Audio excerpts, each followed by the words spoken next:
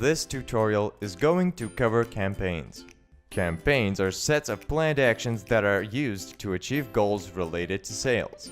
To begin, we need to assign a target audience and add an expected response. To add audience members to a campaign, press the plus icon at the bottom right corner of the screen.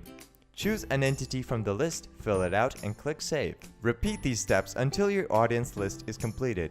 For planning purposes, we can add how many people we think are going to respond, and after contacting them, we can compare it to factual numbers. Press Edit and add what is your planned expected response in the specific numbers or as a percentage. We can also add media to each campaign. This media can then be used as an attachment when sending an email to your audience. Every campaign can have expected and actual sales, revenues, and costs. For this example, we will add costs. To add planned and actual costs, simply navigate to the Costs tab. Click on the plus icon, add the name of the cost, the amount, and click Save.